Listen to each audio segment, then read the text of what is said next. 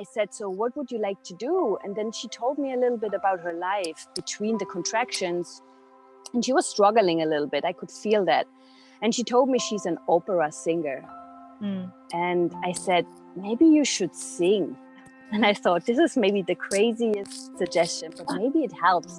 Maybe you could sing. And then when literally in every contraction, she started singing, like in an opera style. And I was just there. It's really, for me personally, to understand that the baby is the midwife. The baby knows actually very well what it is able and knows very well the conditions of the inside of the mom. Really, literally, when I could feel Laya's head almost coming out of me, I understood, Isa, you are able to give birth naturally. It doesn't matter what this woman said to you over a decade ago. It doesn't matter. You can do it. And the power of words is big, and it affects the mind, but it does not affect my body. It does not affect my spirit. So I can do it. The placenta can be born, and the mother does not lose so much blood. So it is all incredibly, it's a beautiful cocktail of these hormones. If the birth is physiological and gentle and the baby is not taken away, the mom rarely has problems with giving birth to the placenta. There's no need to pull the placenta or to do anything.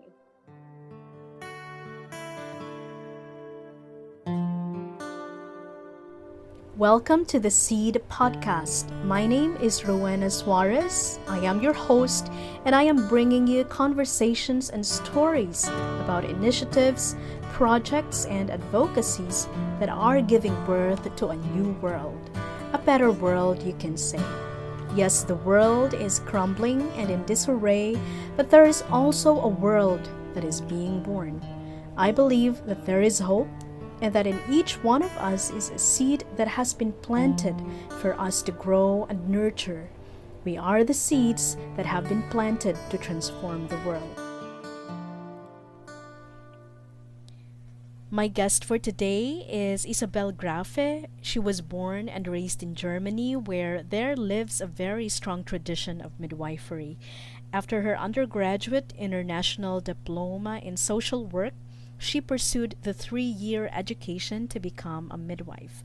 After medical training in 3 hospitals, she was fortunate to join a very well-established worker-cooperative birth center in Hamburg.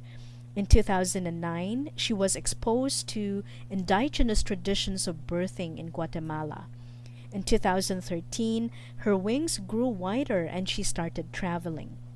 In the midst of this journey, Isa was compelled by her heart to serve in Leyte, here in the Philippines, at a birth center established by Ibu Robin Lim in response to Typhoon Yolanda. Ever since, she has been serving for and supporting the movement for gentle birthing in the Philippines. And now she spends most of the year on the beautiful island of Palawan.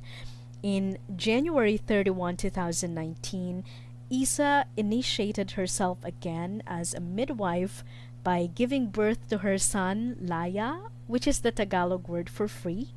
And this transcendent experience, which took place at the ocean, gifted her with even more strength to support gentle pregnancy, births, and postpartum experiences. Isa is a good friend of mine. We were together when I hosted the 60 Days of Heartfulness meditation in 2017 that was in response to the Marawi siege. And she joined me again last year for about 6 months when we did the daily Heartfulness Circle in response to the COVID-19 situation. So I know Isa to be such an authentic soul. I know that she asks big questions, questions that help us journey into truth, into why we are here, what we're meant to do, or what we're really here for. So I am excited and thrilled that she is with us today. Isa, thank you so much for your time. Thank you, Wang. Thank you for having me here. I'm very happy. I'm very Thank you. happy too. Yes. So you are medically trained as a midwife. And as I mentioned in the introduction, you have been supporting the gentle birth advocacy. So is your medical training as a midwife and your gentle birth practice complementary at all? How have you been able to integrate the two? Yeah, this is a very interesting question. I think if somebody asks me about what my work actually is, Mm, um, then I always come back to the feeling that it is not really work. It is really more a calling mm, and a response to where I'm at and what is needed in the space. So if I'm in a medical setting in Germany, for example, I have a couple that comes to this place because they have several reasons why they want to give birth in a setting like this. mm, Um, and if I come here to the Philippines and somebody asks, hey, I really would like to have a home birth and a water birth, they also have several reasons to decide for that. And I feel that me as a birth keeper, it's really more following the needs of the parents and of course, to integrate it all, what I've learned in the medical settings in Germany, and I'm very, very grateful for that because I know what is possible in a hospital if there is an emergency. I saw also problems during the pregnancy. I'm able to guide parents if there should be any health issues during pregnancy, birth, and later on. But I also always trusted that birth is a very, very natural mm, experience in our life as mothers and fathers. So, what I actually did at the beginning, before I actually went into the medical training, I was in a hospital in Berlin. mm, It was an anthroposophical clinic. And yeah, the anthroposophy is just like a very special part of medicine. It's pretty big in Germany as well. mm, And it was not, it actually really, the rooms looked more like a birthing center or a mm, nice living room of somebody. So it was just like really beautiful settings. And the women that came there, and the parents that wanted to give birth there, they knew, okay, I go there because there's a safe space. I know the midwives already before. It's not an unknown space where I go to. It is a little bit far. I have to drive a little bit further out of Berlin, but it is worth it. Because I know there they're gonna respect my wishes. They give me time, they have patience, and they respect my birth as to be the one that it should be. There's like this really amazing example that I always love to recall for myself. One of the first births I saw in my life was I came there to the shift in the morning, and I was not a midwife yet. I was a mm, trainee. And they said, hey, Isa, could you please go into room one? There's this woman giving birth to a second child. We're just gonna have to finish something up here, and midwife ABC, I don't know who that was, will join you very, very soon. Just please be with the woman. And it was just like, okay, I just have to be with the woman. mm, And of course, I was a kind of nervous because I didn't really know what's happening. But I thought, okay, let's just be with her. And mm, I went into that room, and I saw that silhouette of this incredibly beautiful woman, because it was like the sun was coming up slowly. It was sunrise. It was early in the morning, and there was like a big window, and outside of the window was all green. It was like big trees and things, and it was a little bit of morning mid mm, and foggy. And then I saw her kneeling on the bed, holding a rope that came down from the ceiling. And I really just saw her silhouette, like this beautiful belly, and she was just like hanging there. Mm. And I thought, oh my God, this is so Mm. beautiful. Birth can be so amazing. And then she asked me who I am, and I explained, yeah, I'm a trainee, and I will take care of you now until the midwife is coming. I was very shy. Mm. And then I said, so what would you like to do? And then she told me a little bit about her life between the contractions. And she was struggling a little bit. I could feel that.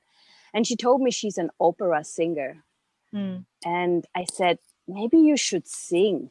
And I thought, this is maybe the craziest suggestion, but maybe it helps. Maybe you could sing. And then when literally in every contraction, she started singing, Oh. like in an opera style. And I was just there crying next to the bed, seeing her like, what, like singing these contractions out. And Mm. then the midwives came in, and they were like, oh my God, this is amazing. What is happening here? And I said, like, I was just here, and I was her audience. I was in awe. I was in gratitude for this being. And I created a safe space where she felt also safe and seen, right? Mm. And the baby was born just after. It was very fast after that. That was like one of my first experiences. So with this amazing experience, I went into the medical training, which was sometimes really tough. Being in the hospitals, it was not an easy path, but I never forgot, this is how birth can be, and this is how it should be as well. And it was almost like I had like this little treasure box where I put all these amazing memories that I had of home births that I could experience with other midwives as a student. I put them in that little treasure box. And when I was done with the medical training, I opened the box again and I got confidence back. And I said, okay, this is the path I want to go. And this is when I joined the birth center in Hamburg, where we had beautiful births outside of hospitals and home births as well. Yeah, I was really fortunate to have amazing teachers and co-workers. And when I came to the Philippines, I felt really okay to combine the wishes here Mm. and of the women and the parents with what I knew, and to adapt it to the circumstances here. And I know it's a very long answer to a question, but Go which ahead. is Yeah. one thing which is really important too. When I encounter parents here and they say they would like to have a home birth, very often what they have in their mind is as well, and I really don't want to go to the hospital.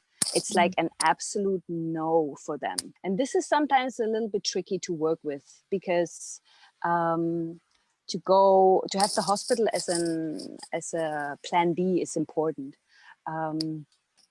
But I can also understand that the hospitals here, if you come from, let's say, from the UK, or you come from France, and then you want to give birth here in the Philippines, it's not what you expect how hospitals would look like from your home country. So there's like a very big no. As a midwife, I have to work with the fear of the hospital, but Mm. also look at the incredible strength that this woman brings into the birth by saying, I will have my baby at home. This is a very interesting path, because the fear is real, and the fear can also contract and can I feel it is really important to embrace all the outcomes of a birth as well.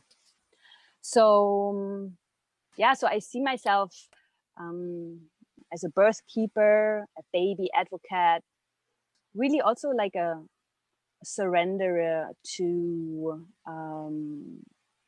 what will unfold Mm. with the couple, and Mm. go with it. Yeah. Yeah. That's amazing. And I remember while I was reading your website, I read something about those women you have assisted, saying, when they work with you, they could really feel your full presence. And I Mm. think you were saying when you said, just be with this woman. to help her navigate through the pain, through the labor, right? And as you said, to create a safe space. What are the other aspects or characteristics of a gentle birth? So from the point of view of a midwife, because you said something about the focus. So all the birth keepers, usually, especially if you're not like in a medical setting, we have to be incredibly intuitive and focused and really tapped in. And me personally, it really feels like I connect to very old memory that I would not connect to when I just go about my daily life. A friend of mine, she assisted me once at a birth, and she was taking photographs, and she really said like, wow, you are so focused. And it's really interesting. What's the field that we are all tapping in during birth? I mean, this is really something that we all do together in the room. It's not just the mom, it's also the father, for sure. And it is very, very much the child. So when you talk about gentle birthing, I feel that it has a very big aspect for the child as well. It is really to respect the child's wish to be born naturally, peacefully, gently, respectfully, on its own time, in its own space, and of course also safe. If there is an emergency, of course the child has the need to be born safe as well. But the gentle birth aspect for me carries a lot of you just see the baby already in its wholeness, already when it is in the womb. It's not like a birthing object that has to be in some older books, medical books. You really talk about the birthing object that needs to be pushed out by the mother. And just these namings, they're still pretty much anchored in some of the doctors and midwives. When you read that book, it's just like so far away from the baby, right? From like this whole being, which is already there, this amazing soul that wants to be born. So I'm really an advocate for the baby as well. Like gentle birthing, for example, also means not to cut the cord too early, that you really let the placenta and the baby do their thing, because they did their thing for 9 months in an amazing way. So why would we just decide to cut this incredible connection between siblings? It's really the placenta is the brother or sister of the baby, and the closest what the baby knows as well, what the baby touches, what the baby looks at. It really literally looks as a tree. If you're lying under a tree, or you see the big stem of the tree, and then you see like the branches going out. If you look at the placenta, it really, really looks like that. And I wonder why we like to lie under trees and hearing like the wind going through the leaves and through the branches and making this sound, which we also know from the womb. So trees and placenta have a lot in common for me personally. So that's why probably also some people sometimes bury the placenta and plant a tree on it. Makes a lot of sense to me. Yeah, it's gentle birthing. What I learned during my pregnancy and birth with Laya is really for me personally to understand that the baby is the midwife. The baby knows actually very well what it is able, and knows very well the conditions of the inside of the mom. It knows the womb, it knows the consistency of the muscles and the cervix and the wideness and the curves and everything like of the hips of the mother. It's just like the babies know, and they come with a certain character as well. And it is really beautiful to invite them to really say, you can be born in your time. I trust you. You need a little bit longer than I expected, but I will go on for you. And just to strengthen that connection between mother, father, and child already in pregnancy is very, very important, I feel. And and what's also, I think, because you were asking also about conscious birthing, it's like gentle birthing or conscious birthing. The aspect of conscious birthing for me is as well to really have control and power over what is happening, versus feeling powerless and or overpowered. It means for me to be informed, and that's my work as a midwife too, to inform the couples. And it's not just being informed in theory. I feel there's also a lot of experiential knowledge that you can get from empowering stories, for example, from other women, from your own mom, from your grandmother. It's about the oral tradition, right? It's really that you sit there and your aunts tell you about their birth stories, your sister. And I feel this is really important because we talked about that, Wang, right? That most of your siblings were born at home. Yeah. And this is your story, and it is so normal. And of course, you tap and you walk into your own birth experience very different if you know, wow, we all were born at home. I will be able to birth my child without any big medical intervention, most likely. But then on the other side, it's also to be informed, but not in a mind way, more like trusting your body and knowing your body as well. Like feeling healthy in your body, and just knowing about simple things like what is the pelvic floor, what is these sphincters which are so tight and hold us together, and all of a sudden they need to open up. There's a lot of exercises and things out there to just get to know these things a little bit more. And I also feel that conscious birthing is to be aware and to know the risks and the benefits of birthing without any medication. And actually also to know about the risks and benefits if there is medication. And I feel a selected C-section can totally be conscious. If the outcome, let's say differently, if the risks of giving birth naturally are so high, and there are cases like this, so you have to choose a selected C-section. It means like you pick a date and a time and the baby going to be born there.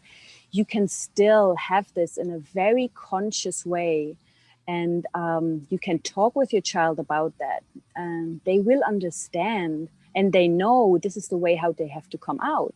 And you can also prepare the space very consciously for this baby that is actually missing a big part of life, which means like coming out through the birth canal. It's also a very interesting word of the mom. You can prepare that, and it can be very conscious. So conscious birthing does not always mean home birth or natural to me. It's really just like being aware of all the different factors and having the baby in mind. Yeah, this I feel is very, very important. Yeah, thank you. And I agree with you that, stories are really powerful, especially stories about our birth. And so I'd like to invite you to tell your story of birthing Laya. How was that experience? Thank you. I love this. Yeah. I love to tell my birth story. And I wish that so many women would love that too, because yeah, we need to have more stories of like successful home births. So Laya came to me in a very, very interesting way. Like, about 9 months before I gave birth to him, I was swimming in the ocean here in Naktabon Beach, very close to where I am right now. Mm-hmm. And I swam and had my face underwater, and it's like this beautiful beach and beautiful ocean. It's really like a swimming pool, super clear water and white sand. And I could look really, really far out. And I had my head under the water, and then all of a sudden I heard myself talking into the water. I had that impulse to say, Laya, you are welcome. We love you. Please stay. Mm. And I was like, oh my God, I think I'm pregnant. I think I'm pregnant with a boy. And I knew that Laya is a boy. That was very clear to me. And it's not really a boy's name, but that was clear. He has chosen that name. And then a day after, I did a pregnancy test, and it was positive. And I thought, like, oh my God, okay, this baby is strong. He knows what's going on. He's already connecting with me so much. And I went through quite a roller coaster, still being a midwife, but still being with a lot of doubts myself. I had a lot of doubts. It was very interesting. First, I had like a lot of fear of maybe losing the child. Then when the first trimester was over, I started already like doubting my abilities to really birth him. I saw so many women giving birth and in really crazy situations, and they all made it, or not, of course, as well, but made it naturally, I mean. But there was this really unfortunate, or maybe not, maybe I have to grow. I'm growing a lot because of that. But I had that incident at the beginning of my midwifery training that one of the teachers measured my pelvis, which is like such an old school thing to do. But we had to learn that. Yeah, we measure the pelvis of every woman, then we see how they can give birth without like thinking about the mobility of the woman, the tissue inside, the pelvic floor. It's just a very old school thing. So we measured our pelvis, and she says, oh, wow, you're pretty small. You are a candidate for a C-section. And it stuck with me so long, like forever, actually. And I never really told anyone who had much to do during my birth. I thought I have to keep this for myself. Nobody should have these doubts in the room. I need to be everybody absolutely aligning with me giving birth in that little house at the ocean at Naktabon Beach, end of January. And it happened. It was incredible. It was a very fast birth. It was like a 7-hour birth. I had hardly any breaks. Laya was just like he is now. He's strong. If he wants something, he does it. And he really went for it. He said, like, Mama, we do that quick and intense. And you are strong enough because, Mama, you are physically super healthy. You swim every day. You live in Maya Earth Village, this amazing community. You go up and down the hill every day. You are very fit as a pregnant woman. We can do it. And I really surrendered to Laya. I understood in a meditation experience before, in a dance session, a month before birth, that Laya is the midwife and that he will guide me through the birth. And I had traditional birth keepers with me, like helots here from my purok. And they helped me amazingly. One of them helped me as well a lot while falling asleep. That sounds maybe really crazy, but for me, it was so good. I thought, like, if she's sleeping, everything is fine. That was so helpful for me. And the other one just kept on massaging me. And I had an amazing doula from Ibiza who was around. And She helped me with craniosacral therapy. And I had all in all actually a lot of women and even men in the room who helped to gather the water from the river and made a fire to heat up the water and then bring the warm water into the pool to prepare the pool where Laya was born later. And it was such a beautiful community experience. Everybody was so in love, and everybody was just so incredibly supportive.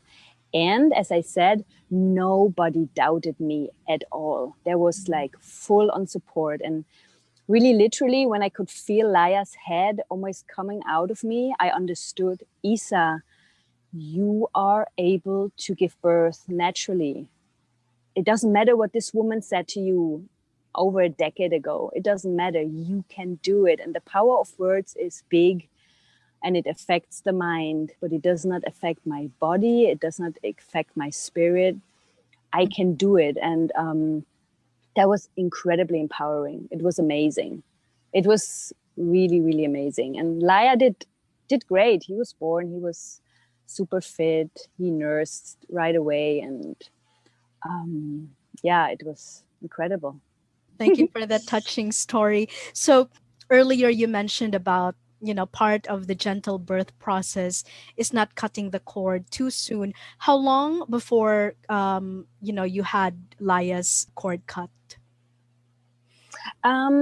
So Laya's cord was very short. It was really short. So we left it on for about 36 hours. I wanted to leave it on until I wanted actually to do a full lotus birth. I can explain that in a second. Yeah, please do. But as the cord was so short, it was a little bit hard to handle him and the placenta at the same time.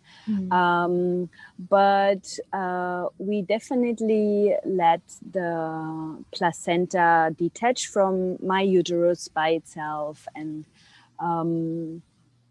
it just came out. I birthed it into my hand. So I had the placenta and Laya in my hands, which was really amazing. It was just like a complete birth, And yeah, then we prepared the placenta. This is what you normally do if you do a full lotus birth.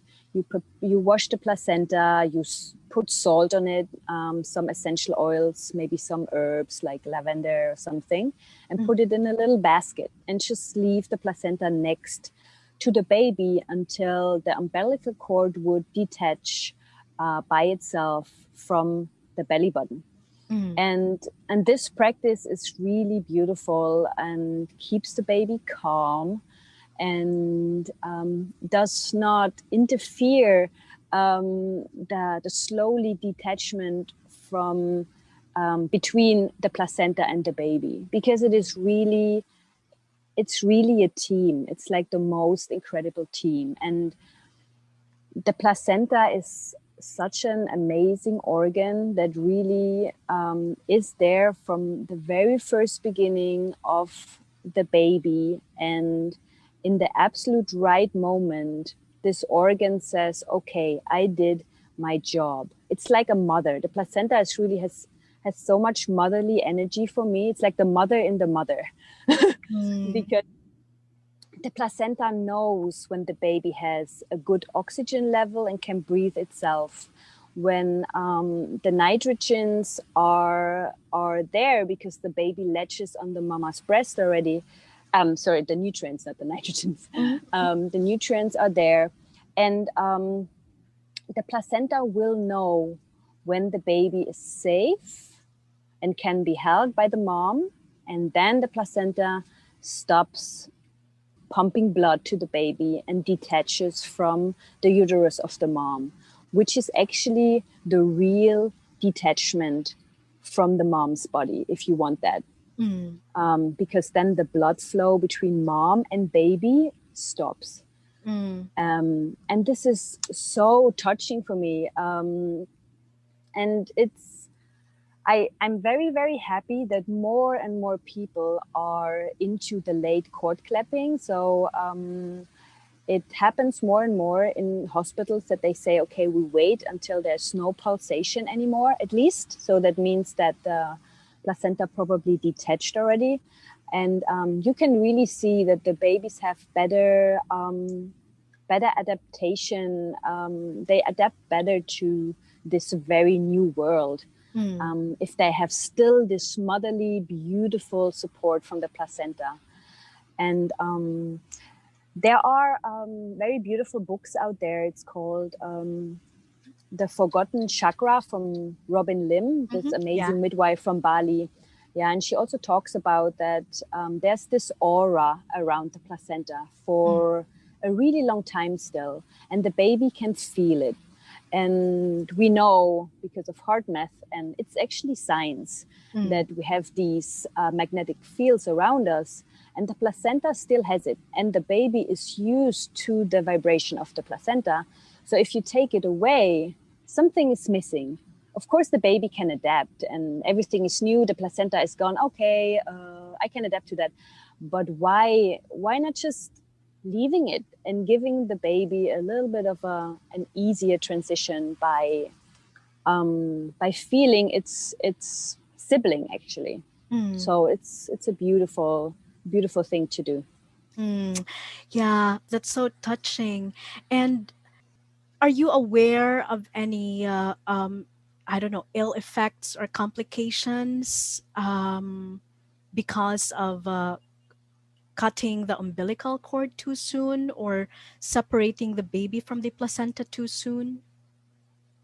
Yeah, of course, it's not that easy to find like studies or compare groups. I can just talk from my experience and from experiences from other midwives.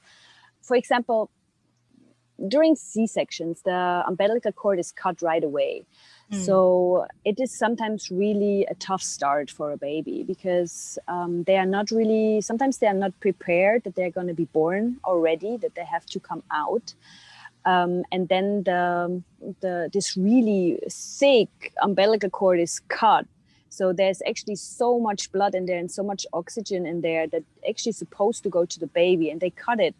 And then mostly the babies are taken away and are checked by the pediatricians and things.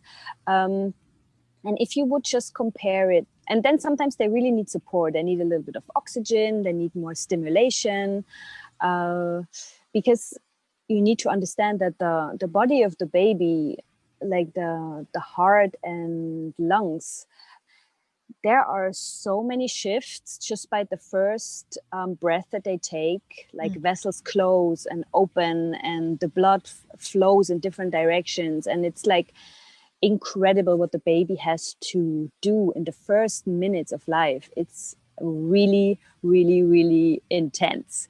And why not just giving the baby, when it just needs to learn to breathe for the first time, oxygen is entering their lungs, why not giving the baby the gift of still having oxygen from the placenta? And this transition and shifts are just way more gentle. And you can see it in the baby. They are just like way more calm. They feel not so in stress to do it themselves, you know? Me personally, I experience it more that babies cry more when you cut the cord fast.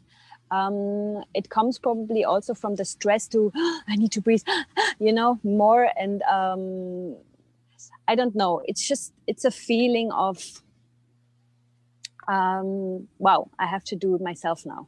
And we are able to. It's not that we cannot do it, but just giving them this extra support that is meant to be there for them.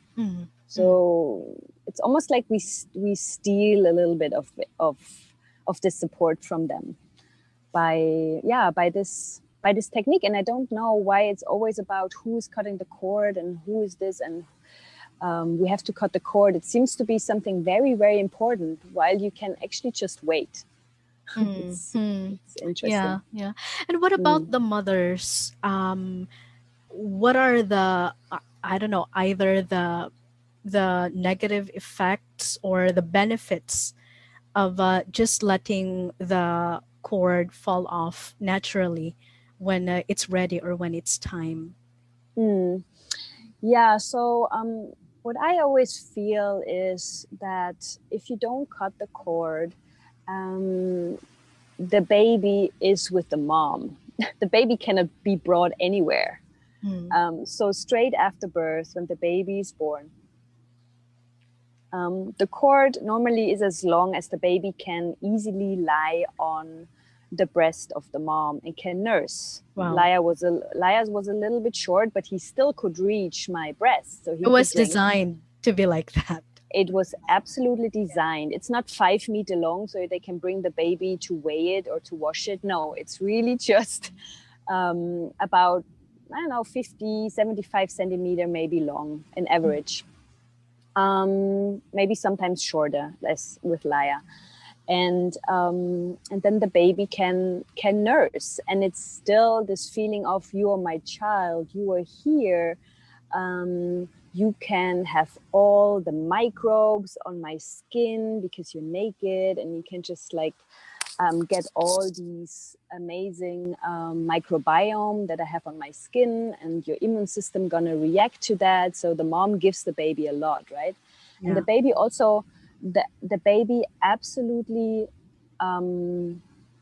expects to be on a warm, sweaty skin. This is what the baby wants. The baby doesn't need to be wrapped in a towel or anything, or cleaned. The baby just wants to be there, like in the midst of it all. And yeah, I think that for the mom, it's super, super important to have this time after the birth of the baby very calm and very relaxed, because she still has to birth the placenta. And to birth the placenta happens like with the highest level of oxytocin, which is like our Happy love hormones. hormone. Love Exactly, our hormones. happy and love hormone. So the highest level in life we have after the birth of the baby, which makes so much sense, because this time is really there to fall in love. You look into your baby's eyes, they look at you, they're super awake with their big eyes staring at you like, I come from somewhere. It's like incredibly how wise and how old they look at you. It's really, really incredible. Yeah. And the oxytocin spikes, and what it does as well, it's like the very, very best prevention for bleeding. Mm. So the love hormone also contracts the muscles of the uterus, so the placenta can be born and the mother does not lose so much blood. So it is all incredibly, it's a beautiful cocktail of these hormones. If the birth is physiological and gentle and the baby is not taken away, the mom rarely has problems with giving birth to the placenta. There's no need to pull the placenta or to do anything. It would just be born after some minutes, sometimes after half an hour. So I think this is a very, very big benefit. If the Mm. cord is not, the cord is still attached. The Mm. baby is with the mom. The baby feels gravity for the first time, needs to hold its temperature for the first time, its blood sugar for the first time. And this is scientifically proven that all of this happens in the highest and best way while being skin to skin with the mother. Mm. And having a relaxed baby relaxes the mother, and so she gives birth to the placenta easily and won't lose as much blood. So Mm. it's an incredible, very beautiful circle of, yeah, Yeah. it's just wonderful. So much wisdom in that process. Yeah. And I am in awe because listening to you, I can feel and see that you're completely in love with this process, right? Yeah. Yeah, I'm so blessed. It's the best job in the world. I know. It's not a job. Uh-huh. As It's you not a said, it's a job. Like I said, calling. it's a calling. Yes. That's true. Did you see anything in the Philippines, or I don't know, maybe in Germany or somewhere in some place in the world that tells you that, this is how birth is supposed to be? What have you seen that tells you, we are more attuned to this kind of birthing process? So what I can tell about the Philippines, because it was just my experiences in the last years.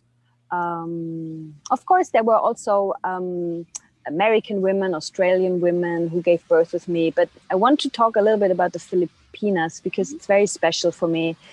I really feel that, for example, the majority of the people here in Palawan and other islands, smaller islands of the Philippines, I think they really still have the gift of the oral tradition. So what I was talking about earlier, that they know the stories of their own birth, they know the stories of the moms. They were mostly born at home or in small birth centers, no medical intervention. They were born with helots, the local birth keepers. They're the helots who do more the massages, and but some of them are also, just the midwives of the purok, of the small communities. And everybody knows them. Even Laya now knows Hilot, and he's just 2. But when he sees an older woman, he says Nanay Hilot. He thinks like older ladies who look wise are Hilots, and I love that he thinks that, because we are, right? Yeah. I think this tradition of the local birth keepers, just it's in their, I feel it's really in their body, it's in their memory that they can give birth just by themselves, it almost feels. And I can see that there is this trust. And with a lot of women that I talk here, they say, yeah, I will just give birth like all the women in my family. There's like, this is so important, Wang. This trust is incredible. It's like they're tapping into a source of this pool of memories and stories of their ancestors, and they all gave birth. Of course, sometimes there must have been also sad stories. Of course, I hear that too, that women lose their children, or that women might pass away during child labor. Of course, these stories are also known, very much known. I feel like down in the village, they talk about it. Like yesterday, for example, I heard that one of the younger women down there, it was her birthday. She was turning 18. And then her sister told me, yeah, so we're going to have a birthday party and then we go to the cemetery. And I said like, oh, you go to the cemetery? And she said like, yes, we're going to visit her twin. And I said like, oh, wow, she had a twin. And she said, yeah, the twin died at the birth. And of course, it was first like really shocking to me. It's like, oh, that's very sad. And it was a home birth like 18 years ago. And it is a very, very sad event, but it felt like very held in this family. They have like 9 kids, I think. And I found it so beautiful that the twin is still there, It is like birth and death are so close. It's real, and it is not pushed away out of this societies in these rural areas of, I can just talk about here in Palawan, because this is where I have the most connection. It's really there still. And I like that a lot. I feel it's really beautiful. And, but there is, of course, also the movements towards, let's go into the hospital because it seems to be more fancy, or this is what we do now. And there is, of course, these effects as well. And I can see in countries like Germany, the US, Canada, France, Spain, it almost feels like we have been there. We have been going down the road of like now decades of hospital births, and a lot of women want to go back. to experience home births, and very conscious women, very aware. But I must say, I feel they have it harder because often they don't have this memory to tap in. Like their moms gave birth to their children in the hospital, and then maybe the grandmothers had home births. But it's not like the generation before us that had these home birth experiences. So it is a little bit more work, so to say, to for us as birth keepers to let these women find back the trust in their bodies and in the that they and the ability to give birth at home. And I also must really say that midwives and birth keepers are really highly trained, and we know when we have to transfer to the hospital. We are not like, you want to give birth at home, you have to finish here now. Of course not. Absolutely not. We are very, very well trained, and we know where our limits are and when we have to transfer to the hospital. And we are very, I'm very happy that there is things like C-section. It saves lives. Absolutely. Absolutely. It's just sad that it is like used so common and like so broadly in cases where it might not have been absolutely necessary. So this is what I want to mention. And maybe just because I looked up some numbers, I found that very interesting. Maybe also for the people who are listening, that we sometimes look into the West. Like here, the Filipinos might look a little bit into the West and just feel, let's go more into the hospitals. It seems to be safer and cleaner and whatnot. But what is lost in the modern birthing system is that what is lost is, I think the most important thing for birth is time and patience and a loving space. And to create that in a hospital setting, that more and more in the West gets, of course, like it's a business. Like hospitals are privately owned, or even if it's governmental hospitals, they work with profits. So if a birth is shorter, they can have more births, they can have more money. It's like really in some countries the truth. And there are private hospitals in Brazil, for example, like 90% of the births are C-sections. 90. Wow, that's so high. This is just like everyone, and that's crazy. So what is going on? You know, this is like wiping out a birth tradition of many people. It's really intense. And if you don't give time to a woman giving birth,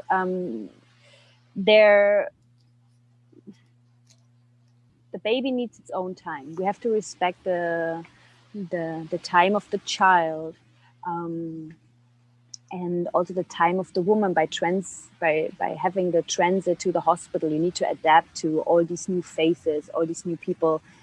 And in the United States, for example, if an American woman enters the hospital door, they give them 10 hours to give birth. 10 hours. That's all what they have. And that's absolutely ridiculous. You cannot force somebody to give birth in 10 hours.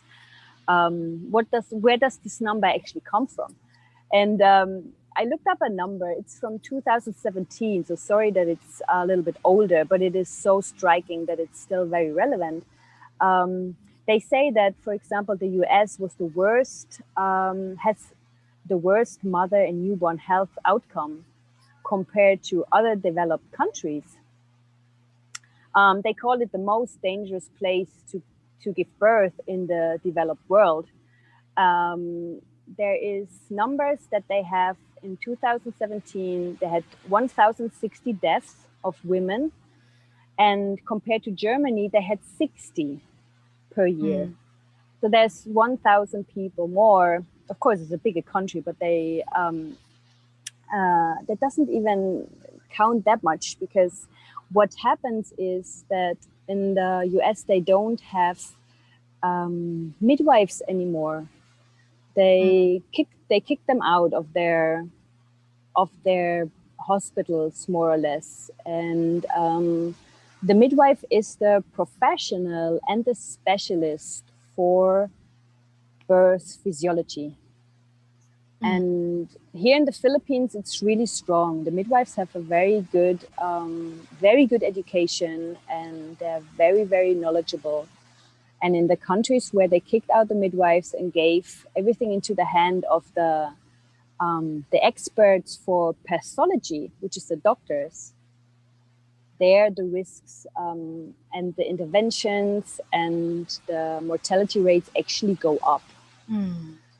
And this is just a path that we go, which is, we could change that easily, I would say, by just keeping up the numbers of people who are really supportive during birth, which is midwives and doulas, and giving time, and not just like looking at machines and control monitors, like touch the woman, give her a massage, dim the light, knock the door before you enter the room. It's just like very small things. Just have respect, right?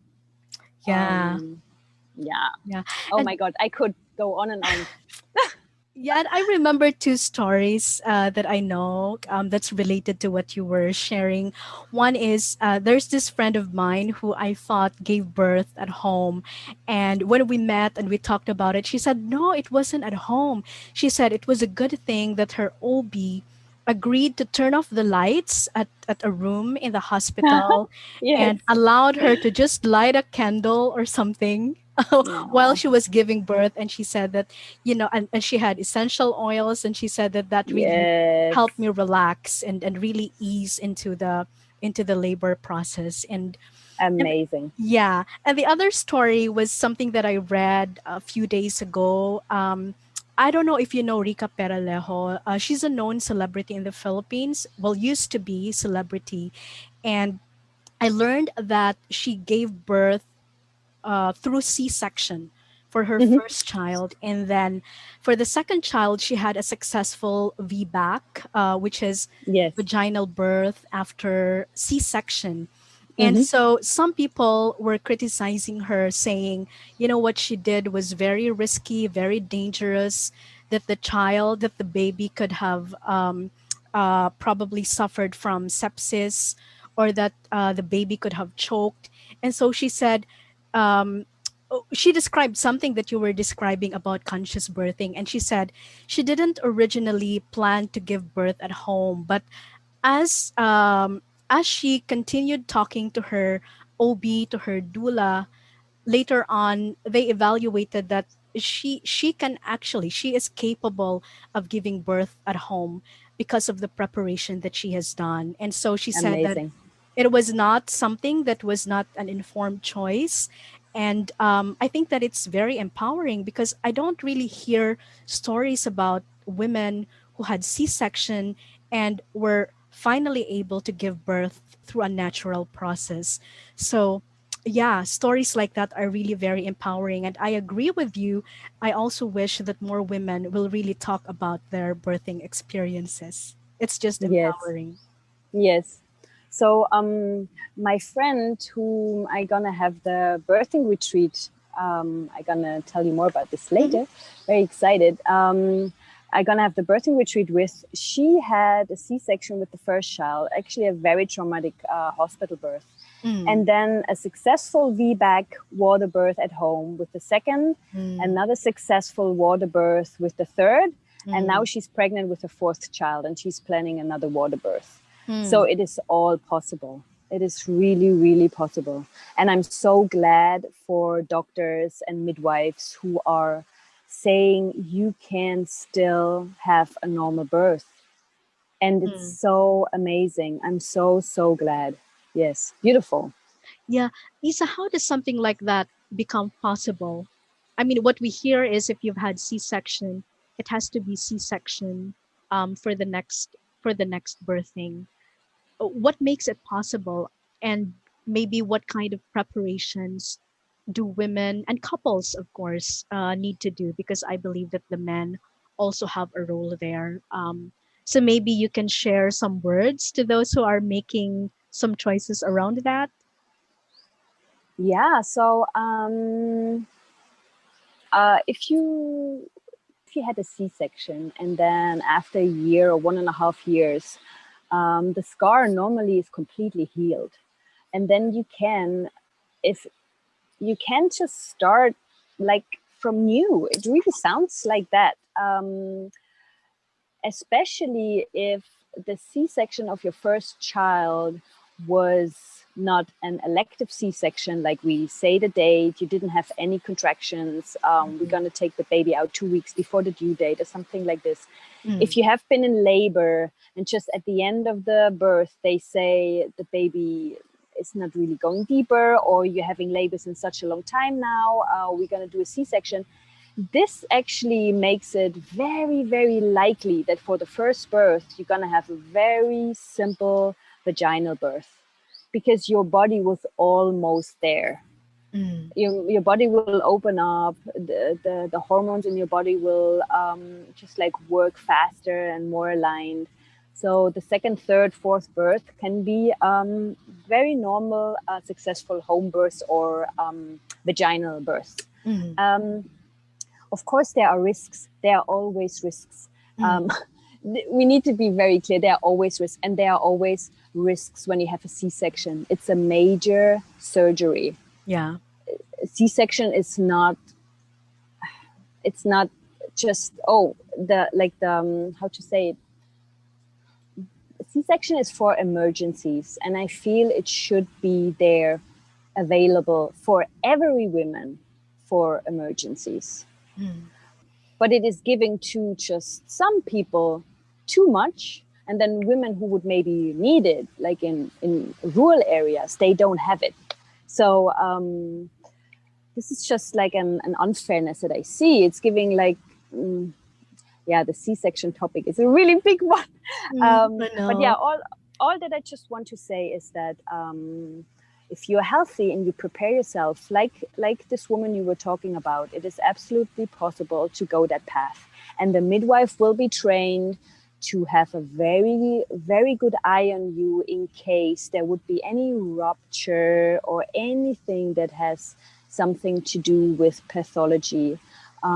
In home birth settings, we very, very rarely have emergencies. It's really important that that everybody understands that home birth settings are mostly very calm. Birth keepers can look ahead. They see little symptoms maybe 5 hours already before they say, I think we should go to the hospital. And this mostly happens in absolute ease and peace and slow.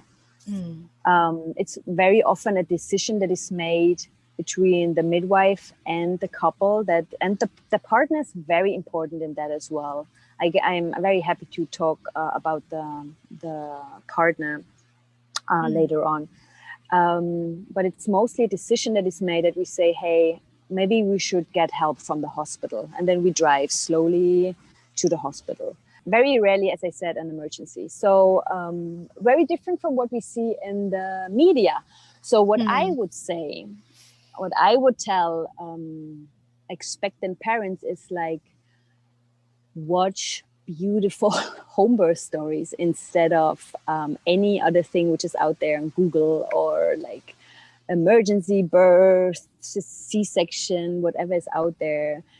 Don't watch that. It's really like turn your mindset towards beautiful stories, but still, of course, be also able to receive every birth that will be given to you.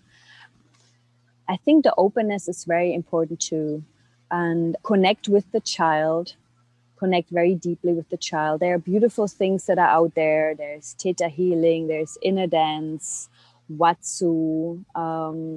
It's just like all these things can bring you back into the womb space and make you feel like your baby feels right now in the belly, just like held and safe and loved. And just imagine the birth to be exactly like that. It is hard work. But honestly, if it would not be hard work, it would be also pretty weird. This is what I feel. If somebody would have just given Laya to me like this and saying, "This is your child," I would be weirded out. I had to go, and women, we have to go through this, through the process. It's the biggest transition in our life, most likely, and for the father as well. I feel it's a really beautiful gift for the fathers in our time right now, that they are invited into the birthing rooms. Maybe some of them are a little bit overwhelmed, and I understand that. And it's also very okay to say, I think I won't be very supportive. I rather stay outside. Or the woman says, you rather go outside right now. I just want to be in a women's circle. It feels really good to be with women, actually.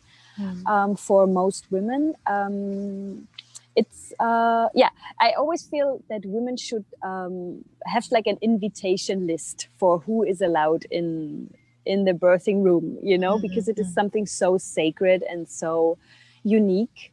It's good to have that safe space, and the partner can be like a guardian of that safe space, actually, to hold the safety and the love in the room, and to just really be there and in awe, a little bit like me crying in front of this opera singer, just like really seeing, wow, there is the universe expressing itself right now in front of my eyes. And I'm just in gratitude and awe. If the partners can go into this kind of mindset, that would be very beautiful, actually. And have you seen men who have done this? Men who helped hold the space for the women who are birthing? Yes, I've seen. I mean, Evan was amazing for our birth. For Laya's birth, he was really, I think I didn't even allow him to go to pee. I was just like, you have to be here. And he held me. He helped me like a lot. He actually had like really bad back pain after the birth, because he really also overdid it. Like, he was like super, super in service to me, and that was very beautiful. But I also didn't really give him another chance. I was very clear and very firm, like, you have to be here.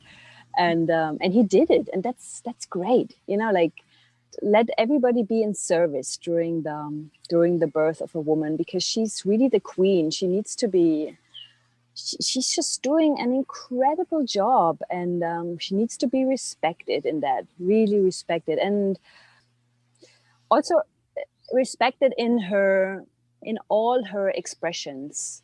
It might be that she wants to walk around, that she wants to be in water, that she wants to be sitting alone on the toilet, that she wants to scream, that she wants to cry. Maybe sometimes she has to vomit. All these things are happening. And if you hold that in a sacred space and in absolute freedom for the woman, and nobody makes her feel that she's observed or judged or anything, then we can do a lot. We can really grow so much during labor. It's incredible. Yeah. Beautiful. And why do you do what you do? Why are you so passionate about this whole gentle birthing or conscious birthing process? What is it about this process that connects deeply with you? This is such a beautiful question always to ask. Why am I doing what I do? I think it was I think it was really a calling, as I said. I learned that, like, my grandmother was a midwife, and just one day it struck me. It was almost like, it was such an intuition that said, like, okay, you should become a midwife. And then I just followed it, and then by becoming it, I understood that this is really what I should do. It was really funny, but I needed to be pulled there by some guidance from wherever that came. And Robin Lim, my friend midwife from Bali, she always says that every birth and every baby counts. And I really believe that. I really believe that with every child that is born in a respectful and gentle way, and as I said, that can be also a C-section, but every woman that is not overpowered, every woman that is seen and respected really, really changes the world. And if you come out as a couple that really has grown throughout the birthing process, you will have such a different relationship to your child. You know, it's like if this was something that really brought you forward, and that you remember as something so positive, you give also your child so much confidence into that world. And the baby can feel it. I mean, Laya knows where he's born. I mean, nobody needs to give birth at a small beach in the middle of nowhere. But if I look at how much identity he already has, like this blonde little boy that walks at this beach, and all the villagers say like, "Hey, Naktabon baby," and he's just like, "Ah, okay, that's me. I was born here. That's cool." If we all would have like beautiful birth stories, I mean, what an amazing start, right? But it actually already starts with conscious pregnancy as well. Like, you can do so much in during the pregnancy. And I just love to give my knowledge to people because, as you said, I'm really passionate about it. It just flows out of my mouth and my heart. Yeah, I know. And yeah, I have like almost this pressure inside my heart sometimes, like everybody should know that. And and I know that it changes so much. Like when women have these epiphanies, when I tell them, hey, you know what, you cannot spoil your child when you pick it up when it cries. You can't spoil your child with love. Just let it co-sleep next to you and you will see, you will have a good night. And then the next night I called them and I said like, yeah, it was great. The baby fed 3 times, but we were all sleeping and thank you, we are sleeping again. I said like, yeah. You know, I think I'm also like the path that I took here in the Philippines, living in Maya, like very back to nature. Like, I think like my calling is as well, like just be reminded who we are, and we are mammals. We are. And like our birthing, some people might feel this is so primitive and I don't want to be a mammal, but we are mammals, you know, it's just what it is. And we should be reminded that how much a dog mom cares for their dogs, for their puppies. They are also not taken away from them. And she also doesn't have like a watch and looks at the watch and says like, oh, you're not done. Like you will breastfeed in 10 minutes because, you know, us babies, we don't have timing or deadlines. Deadlines, like due dates, you know. It's just, let's just trust our body again. And so many women do more and more, and let's just like get these words out there. Like the pandemic had something positive in this respect, that there were more home births happening, because people, of course, didn't really feel safe in hospitals, and it worked out. It's a good movement. So maybe it's the start of something. And yeah, I really want to emphasize again and stress again that we all home birth midwives and birth keepers, we know our limits and we know when to go to the hospital. We are not irresponsible. We have our tools, we have our knowledge, we observe.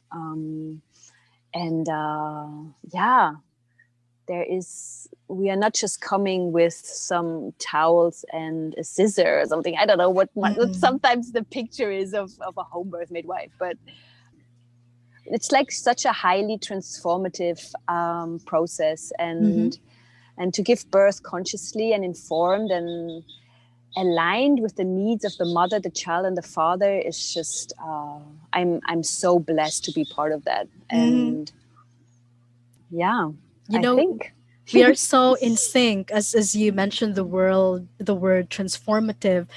Mm. I was thinking, because I know that you are also very passionate about transforming the world. And I wonder, from your perspective, how can the process of conscious birthing or gentle birth help transform the world? How do you Mm. see that happening? Yeah, so to come back to the name of your podcast, I guess it all starts with a Yeah. seed. Mhm. And yeah, like I said, I think my vision is to actually come back to nature and closer and accepting what we are. And we are walking ecosystems with a huge connection to the spiritual realm, which is Mm. very fascinating. We both love Zach Bush, MD, right? So he's Mhm. like, who doesn't know this man? Please Google him. He's amazing, and it's such a fascinating combination to see. This walking ecosystem that we are, so connected to nature, but then also so connected to the spiritual realm. I wish we could see that going back to nature doesn't mean we can't be modern or something, because maybe Mm. sometimes people are a little bit against that because it feels like primitive, or Mhm. it's actually extremely modern. What especially right now is happening, that people go back to nature in a lot of different ways. Like I see it here in Palawan, that a lot of people from Manila now are buying land in Palawan because they just want to leave the city. They want to go back to nature. Mm. They have enough. And this is very inspiring. And it almost feels like after every contraction comes expansion, that's like in Mhm. birth. Wow. So, and it's really all the same principle. There's like a huge contraction right now, but it feels like there will be an expansion. Mhm. And yeah, we just have to go back, maybe. I don't know. Maybe this is really how we can turn the rudder. Mm. And there's the possibility that home births get more supported by the government, if we see the huge benefits of it. Mm. Like if you just look into the microbes of the baby, the breastfeeding, the postpartum depression, the bonding, all these things that are highly influenced by the way we are born. Mm. And if you look at the Netherlands, for example, they are I think like some years ago, I don't know how it's now, but some years ago, they still had a home birth rate of 30%. Germany, the direct neighbor, has a home birth number of 2%. Whoa. So 30% of the babies in the Netherlands were born at home, and they made it so cool. They had like an ambulance standing in front of the house of the mom. So if there would have been an emergency, they would have straight bring her to the hospital. Mm. So it's really highly supported because they know home birth children, if born at home, they have very, very big benefits. Mm. So, and also the mom. And I wish we can step away from the fear-based mindset and come back into trust and responsibility for our births as well. Like really taking the responsibility back, and not giving it away. Like really saying, I know all the risks and I know all the benefits, and I'm able to carry it all by myself, Mm. with the support of others and professionals. But I still know, I feel this is a very important step as well. Yeah, maybe just one little thing, because the acceptance that death is part of our life and that we can push it out of the society by trying to make everything super safe Mm. and ready for emergencies. We lose something by having like this label over birth. Emergency is possible, emergency is possible. We lose a lot by that, because Mm. there's this fear hovering over such a natural and beautiful process that makes just it's highly influential. Mm. And we see it in the case of the USA, right? So they have like this emergency banners, oh, everything is emergency in some of these hospitals, and the opposite is happening. It's not getting safer. Mm. So Yeah. yeah. And you're saying that's not who we really are. We Yeah. we are more attuned to trusting, right? Yeah. Rather than fearing. Yeah. Yes. Yeah. Totally. Beautiful, Isa. Before we end, I'd like to invite you to share with us the details of your upcoming workshop. I'm sure many couples, many women, many families can benefit from that. Yeah, thank you. So, yeah, I'm very, very excited that we're gonna have a birthing retreat, which is gonna take place in El Nido, but also online. And it's gonna be the 9th to 11th of April. And there are going to be some birthing lectures, so some theory about things that are really important, like the icing of the cake, that is really, really important to know for pregnancy, birth, and postpartum. And they're going to be Watsu, they're going to be inner dance, womb sessions, like a meditative trance healing modality, which is super powerful. We're going to do theta healing to set up really good and positive manifestations and just like calling beautiful birth stories in. There are going to be prenatal yoga, 3 classes. So this is something that you can have online as well, of course. And spinning babies, which means how can you position the baby optimally, and massages.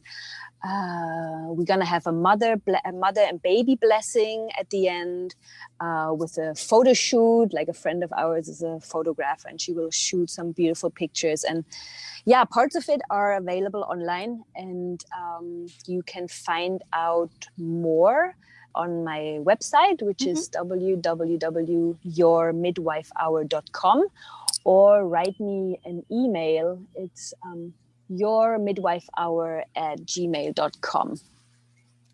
Perfect. Yeah. Thank you. Thank you so Thank you so much. much. Thank you for sharing your wisdom. Thank you for sharing your heart. I really appreciate it, Isa.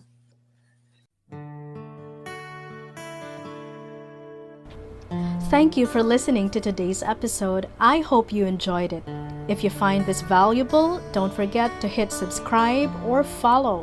And if you'd like to know more about me and my work, you can check out seedsoftransformation.ph.